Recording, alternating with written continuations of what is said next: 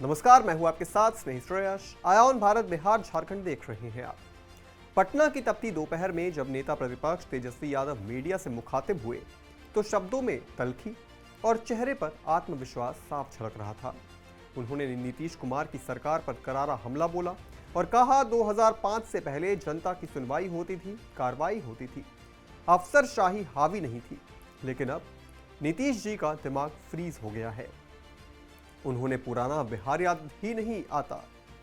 तेजस्वी की यह टिप्पणी सिर्फ एक राजनीतिक बयान नहीं थी, बल्कि एक सीधे, सपाट और तीखे सियासी तीर थे जो बिहार के मौजूदा मुख्यमंत्री नीतीश कुमार और केंद्र की मोदी सरकार की ओर साफ साफ निशाना साध रहे थे। तेजस्वी ने कहा कि आज का बिहार बदहाल है, चाहे भ्रष्टाचार हो या अपराध। हर जाति, हर धर्म के लोग परेशान हैं।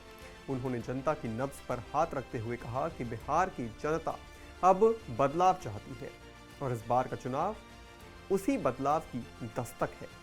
उन्होंने प्रधानमंत्री नरेंद्र मोदी पर भी तंज कसते हुए कहा, प्रधानमंत्री हर बार बिहार को विशेष राज्य का दर्जा देने की बात करते हैं, लेकिन जब चुनाव गुजर जाता है तो बिहार उनके एजेंडे से गायब हो जाता है।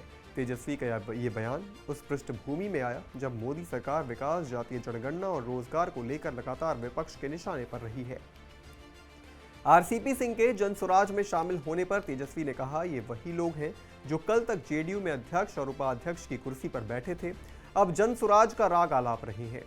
कौन इन्हें चला रहा है, कौन पीछे है, सबको सब समझ में आ रहा है।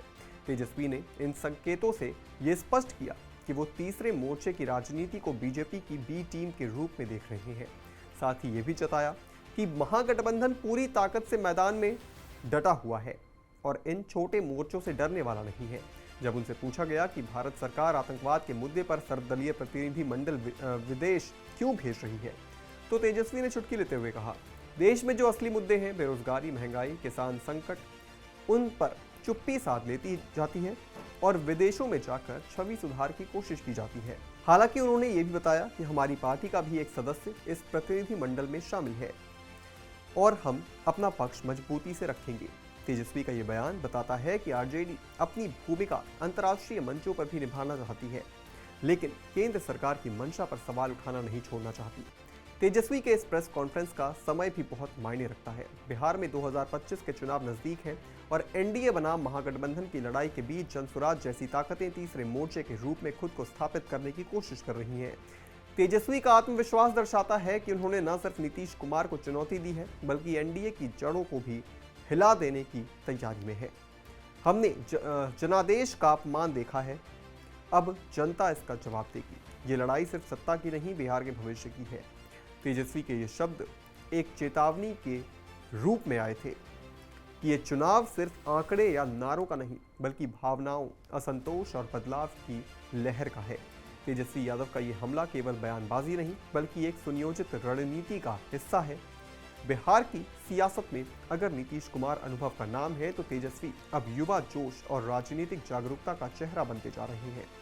चुनावी रण में अब केवल एनडीए और महागठबंधन की लड़ाई नहीं, बल्कि तीसरे मोर्चे की एंट्री ने मुकाबले को त्रिकोणीय बना दिया है। लेकिन असली सवाल अब भी बाकी है, क्या जनता बदलाव के इस आह्वान पर मुहर लगाएगी या फिर एक बार पुराने चेहरों पर भरोसा करेगी? इसका जवाब बिहार की मिट्टी से जल्द ही आ जाएगा। इस पूरी खबर पर आप क्या सोचते हैं दोस्तों, हमें कमेंट करके जरूर बताएं।